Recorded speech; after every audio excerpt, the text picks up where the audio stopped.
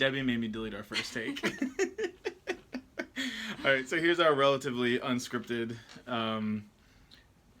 frequently asked questions, because, we need one of those, and this is how we are. So, first question that we're kind of going out a little bit out of order, but the first question we get literally from everybody is, so wait, Harrisburg, what are you guys going to do about school?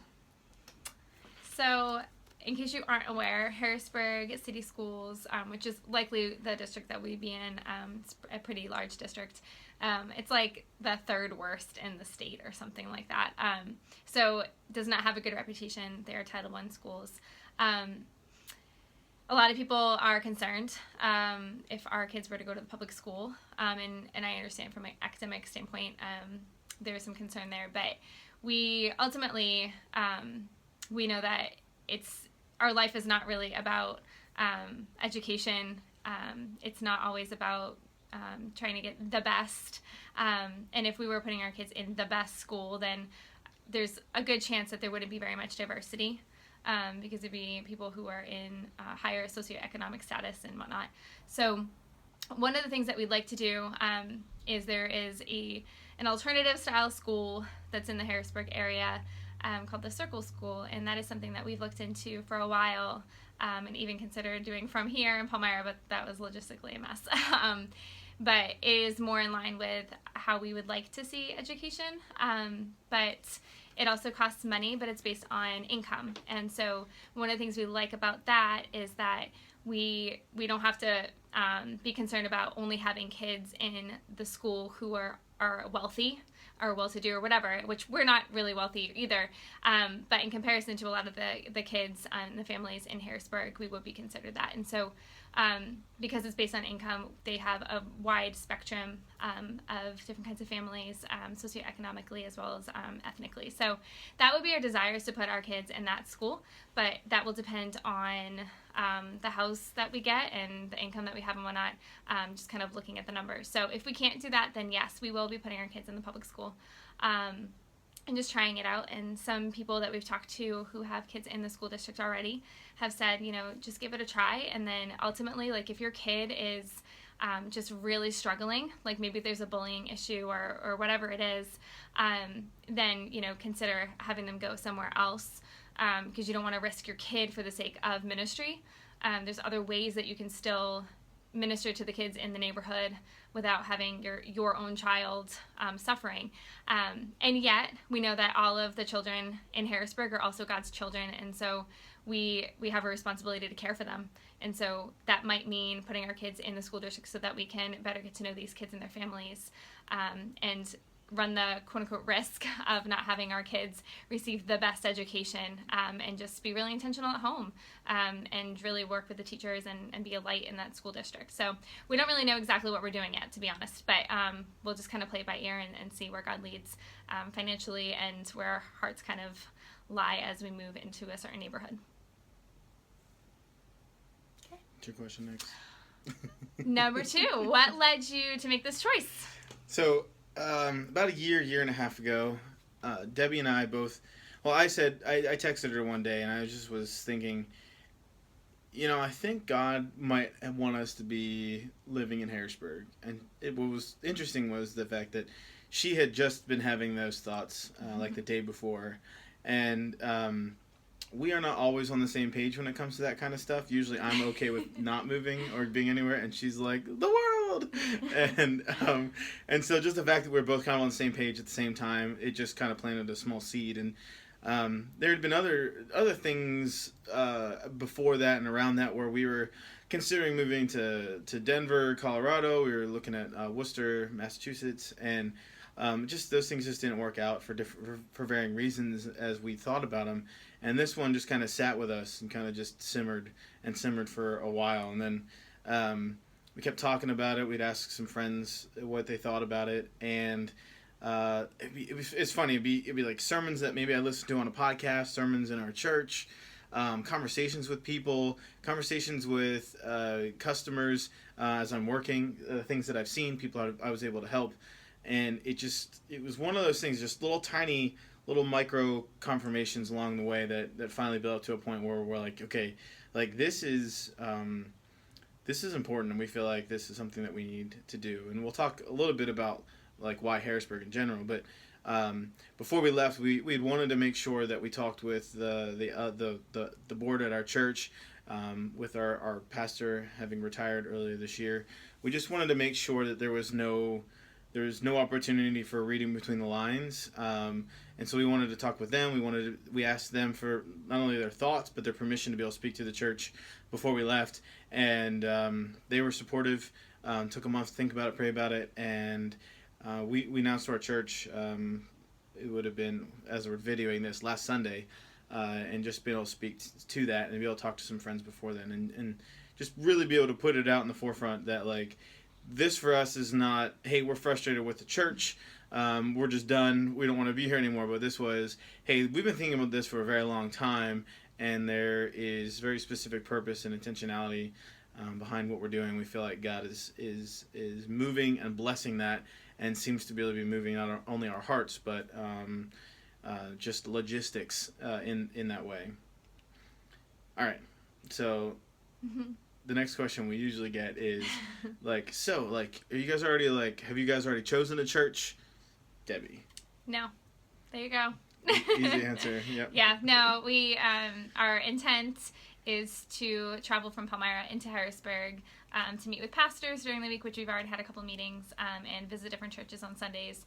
And then once we have visited some more, and finally feel like we found a place that we can call home, and that seems to have like a vision for the city that's similar to how we're feeling, then we will. Ideally, we'll move into the same neighborhood as where the church is, or if that's not possible, then we would seek to move into a neighborhood that they feel like they want to either reach, or there's maybe some other people in the church that are already in a neighborhood that they feel like, hey, we could really use some extra like help in this neighborhood to reach a neighborhood. So yeah, so no church yet. We've had some really awesome meetings with people and churches, and it's really encouraging just to see what people's hearts for the city, and they all have kind of their different flavor, and so we are just going to continue to look at churches and meet with people and see where God leads us. Okay, sorry, I keep forgetting that's my turn to ask a question. Sorry guys. Number 4, when do you move? Okay, so this one is, like Debbie talked about, let's just call this Plan A, is to find a church and then move afterwards. Once we feel like we've landed on a church that feels like home, that we're both feeling like, yeah, like God wants us here. This is where not only where we're needed, where we feel like we're in line with what's going on, we're excited about what God's doing and going to do in that church. And then we'll move. And so this question's a tough one for us because it could be 2 months from now, it could be 6 months from now, it could be a year from now. We have no idea. Ultimately, it would be ideal if we could move before the kids start school in the fall or next fall. We're kind of trusting that God's going to lay the church on our heart, and He will have this house waiting for us. And it's going to be one of those things we can just look back and go, there's just no way that it was anything except God. And so we're just kind of taking this process step by step and trying to have a lot of faith and trust that it may not be in our timetable. It may be quicker than our timetable, than my timetable, or it might be slower than Debbie's timetable. And we just knowing that God's got everything planned out, and as we just seek to just trust Him and be faithful, that He's going to take care of those who love Him, and that's just what we're looking to do. All right, next big one is it's Harrisburg, right? Like everybody knows, at least around here, like people get shot in Harrisburg, and so are we concerned about safety? So like the female person in me is concerned. Of course, I'm not like, oh no, everything's gonna be fine. The dad in me is concerned. So as far as like, yeah, I mean, of course, but I mean, I still have concerns in Palmyra. Like, I mean, I think that's our humanity. And that's something that, we try to ward against. But are we using that concern and allowing it to control us and our decision making? No. I mean, I often think, like, there are kids who have no other choice but to live in the city where there's gunshots. Like, they don't have another choice. Like, that's where their family is. And so I don't feel like it's fair for me to be like, no, my family though, my kids are more important, and they deserve to be in a nicer neighborhood where that's not a concern. Like, that just because we can afford it. Right, exactly. So, now, do I intentionally want to put my kids at risk? No, of course I don't want to do that. But the reality is, like, that could happen. That there could be issues that we run across. But I don't know. We just don't want to live in fear.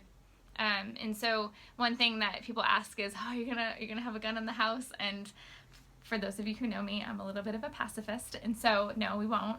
I won't allow that. Some people have asked, would you consider maybe getting a dog? Because there are some people that we know in the city, and they said that that's a recommendation that they have. I really don't want a dog because it's like another kid, I've heard, and I really don't need another kid. I have 4 already. So really, I don't want a dog, but that's something that I would consider if I felt like that was a need that would at least help me, like if it's late at night and for whatever reasons. But a lot of people that we've talked to who already live in cities, and some that are more dangerous than ours, they have said that if you're not messing with other people, they're not going to mess with you. And we've heard a lot of people say actually that the community in the city, especially in Harrisburg, can actually be really good, and that people look out for each other. If they know that you live in the neighborhood and you belong there, then they're going to look out for you. And so I've heard some really good stories of people, both in Harrisburg and in other cities around the country, who have said, that there are police that even look out for them, or they just have neighbors who will kind of call you up and say, hey, I just noticed like somebody kind of who doesn't seem like they belong in this neighborhood that I've never seen before. I saw them by your house or, by your car or whatever. So that's a really neat thing to hear. And so we're just hoping that we can build trust with our neighbors enough that we can all look out for each other. And ultimately just trust that God has called us there. And so we're not going to be super concerned about safety. And it's not a driving force or motivation for us. And I think kind of I can add, like... No. Yeah, go ahead. A lot of it comes down to wisdom stuff too. Like, yeah. We're gonna make sure we have good locks, and safety looks even just from a personal protection standpoint. Safety for our kids out and about is different too. Yeah. It's don't pick up that stick versus hey, don't touch that hypodermic needle. You know what I mean? Like there's just a different reality, and so it's a lot of it's gonna come down to wisdom, and I think even faith, as we've talked about, it requires that, and there's people and children that live in the city right now that don't have any of that stuff, and they're surviving, and so it's not a I think we play it up. Having actually worked there, we play up the scary part of Harrisburg a lot, and I think that there's some amazing people and amazing things that are happening in there that God's doing that really fly against all that darkness. Yeah, to add to what you're saying, like, practically speaking, I'm not going to go walking by myself at night, depending on the neighborhood that we're at, which is likely that I probably shouldn't do that. But I also didn't feel comfortable doing that in Palmyra, so there's that. Our kids, right now where we're at, we can let the kids all just kind of play outside in our parking lot because we live in townhouses, and so we can just let them kind of out there and just check on them every once in a while. And so the reality might be that, we can't just let them, be unsupervised, or at least until we get to know the neighborhood better and know the people and whatnot. Or it's, hey, why don't we invite neighborhood kids over to our house and hang out in the backyard, or invite people into our house, or whatever it might be. So, like, there definitely are things. There are a lot of tips that people have given us, like when you go to the playground or the park, just before you go in, tell your kids, hey, if you see anything on the ground, just don't pick it up, which we even do here, There's one playground that's a little bit less clean than others, and just tell the kids don't pick the stuff up, and they listen. So I think there's just some things that you can do to protect yourself without having to, like, go to the extreme of keeping your kids like locked up in their house and having a gun. Okay. Okay, next one. So why don't we just get involved in some existing urban ministry? Like, why do we have to move into Harrisburg? Why can't we just stay here and just travel in every once in a while? From my perspective, when you look at the Bible and you see the way that churches existed, and this isn't necessarily a size thing, but we see that people lived in close proximity to each other, where they were able to get together each night, even after being out, and they could be together. They could break bread, as us Christians do life together. And so for us, it's important to be near the church, first off, and we feel like that it's not just us needing to get a fix on this. We could probably do that, and we'd probably love it and enjoy it, but we want to see the church grow in the realization that when we live together and we're close, as we show each other love for one another, kind of those one another's, that shows something to the world that they don't get. There's always there's camaraderie outside of the church, but there's not love, not like we can show. There's forgiveness for each other that the church can show because we have been forgiven. And so ultimately, we want to be as incarnational as we can in that way. And so that's why it was is more about moving and being a part of the changes. And we talked with one pastor this week, and as he was speaking through the vision, the metrics that he was using were, hey, church, we're going to measure the current divorce rate, the current crime rate, and there's a third one. Homelessness. And the homelessness in Harrisburg. And we can see those numbers, and we're going to say, okay, 3 years from now, we want to see those numbers decrease by this much. And even if it's just a little bit, this is just a church that's, maybe, 50 people now? Mm-hmm. And they're talking about how they can impact the entire population of Harrisburg in a positive way in that direction. And I think the only way that those things happen is because of the grace and the mercy of Jesus Christ. And so that's a big part for us. It's hard to... It's next to impossible. It's probably possible. I'm sure people are doing it, but it's much harder to travel 30 minutes into a place, or 2 hours if we're going to Philly or something, and actually have a direct impact beyond just being able to show a little bit of aid. Relationships and friendships and trust are built over small interactions over a long period of time, mm-hmm. and you can have a lot more of those when you're living next to each other. So. There's a book that I've mentioned 1,000 times, so sorry for those of you who know this, but there's a book that I read, D.L. Mayfield's Assimilate or Go Home, and she was ministering to Somali Bantu refugees, and one of the things that she shared was with the kids there, she would have people come in, friends, who would say, hey, I really want to get involved in some way, I want to have exposure to refugees, just kind of get involved in helping them to settle here. And so they would come in and they would help out for a day or something, or maybe a week, and do kind of like a missions trip. And then they go back to wherever they were living, and these kids would get so connected to these people, and there would be, all the pictures and all the great stuff that was happening. And the kids were so happy to see these people helping and just loving on them. And then they would get really sad because they would say, hey, when are they coming back? And she would have to say, sorry, they're not. And they would have, all their reasons for why they wouldn't come back. But I think we often forget that there's an impact after, there's this great thing that's happening when we do a missions trip or something, but it's that day-to-day long-term commitment to people that really, really changes things. And so I don't want to go in and just have kind of my fill of urban ministry and then leave. And not that there's not any fruit that comes from that. Sometimes urban ministries really do need some hands on deck, or even going every couple months or something like that. But we just feel really called to be really incarnational in that way. Okay. Yeah, this is my question, is it? Yep. So, Debbie, Joe. Of all the places in the world that mm-hmm. Joe and Debbie and their crazy 4 children could move, why Harrisburg? I mean, really, I want to move to like Portland or Seattle. I've never been. I just assume that I'll like it. But yeah, so the me part wants to do that. Yeah, Harrisburg isn't like the place that people are like, hey, move to Harrisburg. Usually they say move out. It's true. Like literally everybody's like, oh, okay, cool. Where are you moving? Like Harrisburg. I was like, no, really, like, and nope, Harrisburg. Yeah.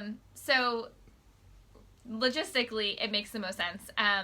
Joe already, this guy, he already works in Harrisburg in the city. He shuts off people's electric. So there's concern there for our safety, but he also turns it back on when they pay their bill. So there's that. So he already works there and has a good job there. And so we kind of felt like, you know, if like God hadn't led us to any other jobs. I mean, he had looked for some other like worship positions in other cities and stuff, and just nothing. There were no doors that were open in that sense. So we felt like, you know, he already has this job. We already go into Harrisburg for various shopping. That's where Target is. That's where we go for date nights a lot of the time because there's some neat restaurants and stuff. And Millworks. The Millworks. Yep. If you're local, you should go to the Millworks. And yeah, so because we already had that connection there, that already kind of made sense. And that way we also wouldn't be too far from family, because family is still really important to us. And most of his family lives in this general area. And we do have some good friendships here, but that way when we have like family get-togethers and stuff, that will still be, you know, it'll still be available to us to be able to go. And our kids do have some pretty good relationships with some of the extended family members here. So we felt like it would be an easier transition than moving across the country for sure with 4 kids. But if God had, you know, brought us a job or something that would have us in a different city, that would have been fine. But this just kind of made the most sense. So beyond the logistics side of it, Harrisburg is really, really diverse. I don't have the stats, so please don't quote me on this, but you can look it up on like Wikipedia yourself. But demographically, we would actually be a minority.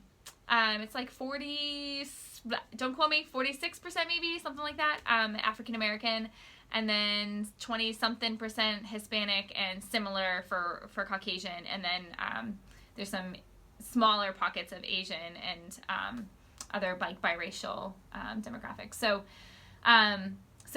we really, really wanted diversity in our lives because we were coming from a pretty homogenous area, and I grew up with a decent amount of diversity and really appreciated that, even though it was kind of segregated where I lived and grew up. And we really just want diversity for our kids to be exposed to that, so it's not like, you know, they're shocked by somebody who doesn't look exactly like them. But we also wanted it for us because we want to be reconcilers. We want to learn from people who are not like us and understand what their struggles are. And we're never going to fully understand, but at least we can listen to their stories and hear their hearts and try to be agents of reconciliation in that way. And there's also obviously a lot more religious diversity as well. Where we're at right now, most people would say I go to church or I consider myself a Christian. It's not quite the same in Harrisburg. There's a lot more diversity in that way. And then socioeconomically, we would like more diversity as well, for lack of using another word, because I can't think of another word for diversity. But yeah, we don't want to just live alongside people who are also middle class, upper class, whatever. We want to, again, just listen, be reconcilers, be part of the redemptive work that Jesus is calling us to. And we know that ultimately we're not going to be able to see that full redemption until he returns, but we are called to do that work now. And so we feel like part of that is to live alongside people who are struggling. And we're not doing that really right now, we don't feel, in the more tangible sense. To be agents of justice and change and healing and restoration and redemption in this world. So Harrisburg and being in the city, not just in the suburbs of Harrisburg, but being like in the city would hypothetically give us that opportunity to do that. So yeah, and part of it, like early on, I don't know that I can really add to what you're saying, just more personal for me, was I say it all. It's true. She's much better at that stuff. She's much better at the fluffy language. Diversity. Yeah. Yeah. Like it used to be when I first started my job. It was kind of like, yeah, screw them, like the lazy bums, go get a job, pay your electric bill, kind of stuff. And so, God started working in me this thing just because of Debbie and some other interactions and stuff. There was this thing that started growing in me called empathy. It's still much more diminished capacity than most people, but it's along those lines. I started having conversations with people that were going through rough times about the things that were happening to them. And there was this Penn Live article that just it sits in my mind crystal clear.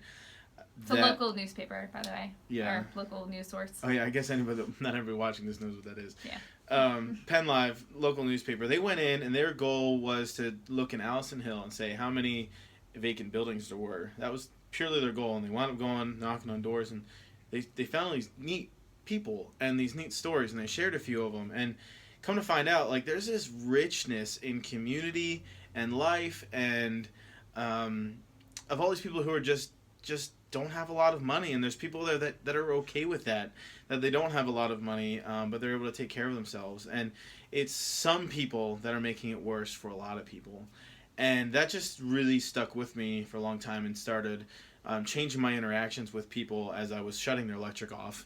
I can be merciful in the way that I can interact with them, and I can show compassion for the person who legitimately is having issues and struggles, and this is just one more thing on top of their backs of all the other things that are going on. And I can be kind and gracious, and I can help in different ways. Maybe I can't leave the electric on, but I can show them the services that are provided to them. And so like those types of things just really started resonating with me and feeling like I was doing something that God wanted me to do in that sense.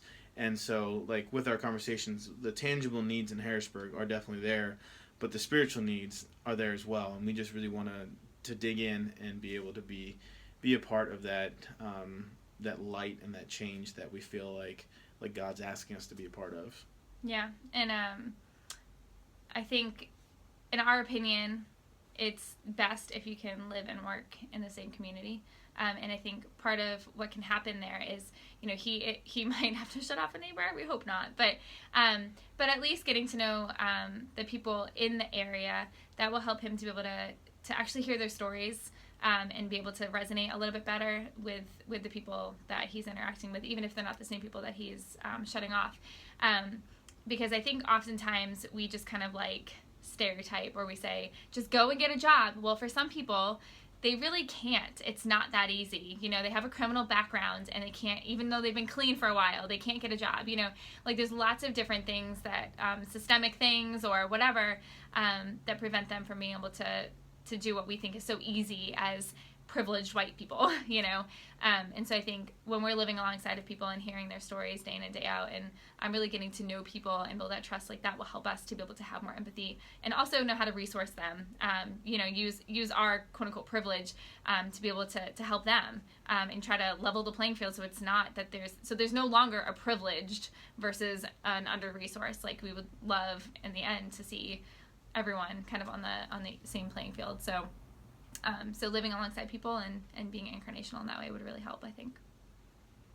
Cool. Yeah. If you do think of other questions, we're super willing to answer them. Yep. We recognize that this is very subversive, as Debbie's blog likes to use that word. It goes against the grain. It goes against the normal comfort of many people, as we've talked to, and just there's a lot of people that can't even imagine making this decision. And so we'd love if you'd pray for us and ask questions, and we're gonna try and update as much as possible and our experience. This is new for both of us. I've literally never had to find another church in my entire life, so it's a new experience, and I have lots of opinions on how church should be done, and so laying some of those down and growing in that capacity. And similar, Debbie's, this has been the only home church that she's had, and so we're all of this, everything we've just said, is like purely Plan A. This is what we're attempting, and we'll see where God leads and what He does. But we're excited, and we're grateful for all the people who we've been able to talk to and are interested. So. And I anticipate looking back on this video a couple years from now and being like, oh, we were lame. Oh, what in the world were you thinking? Like, why did you make a video, you weirdos? No, not the video part. Oh, that's part. No, just like, our expectations or our assumptions might be completely different from how it really is. So we totally recognize that, and we do expect it to be pretty difficult, a tough transition, because it's really different from where we're at now. But we'll maybe eventually we'll do an update video years from now and be like, so things I would have said to myself back then. So, but really, God's doing some really cool stuff in Harrisburg. We've only met with 2 pastors and gone to a different church, and we are already encouraged to hear how the gospel is moving in people and is changing lives. I mean, it's cool. So we're excited to be a part of it. Just where that is the next step. Yep. So, okay. all right. Thanks. Peace.